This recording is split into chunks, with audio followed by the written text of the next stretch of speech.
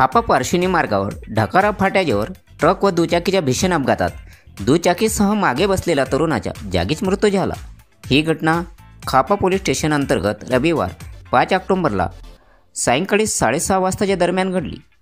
मृतक विक्रम साय उईके वय 28 वर्ष राहणार पेपर ढाणा व रोहित एमानचा उईके वय 22 वर्ष राहणार बरातमारी दोघेही जिल्हा छिंदवाडा मध्य प्रदेश येथील रहिवासी आहे।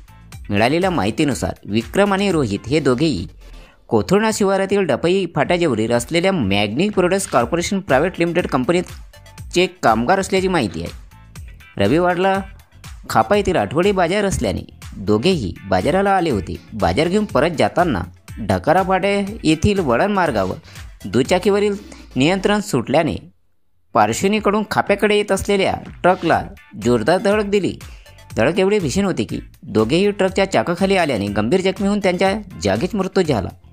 स्थानिक नागरिकांनी या घटनेची माहिती खापा पोलिसांना दिली। घटनेची माहिती मिळताच खापा ठाणेदार किशोर बुजाळे आपल्या पोलीस ताफ्यासह घटनास्थळी दाखल झाले।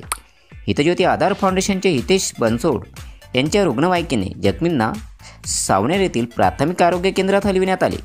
येथील डॉक्टरांनी तपासून त्यांना मृत घोषित केले। या घटनेच्या पुढील तपास ठाणेदार किशोर बुजाळे यांच्या मार्गदर्शनात खापा पोलीस करीत आहे। आदर्श भारत 24 न्यूजकरिता किशोर गणवीर, सावनेर, नागपूर।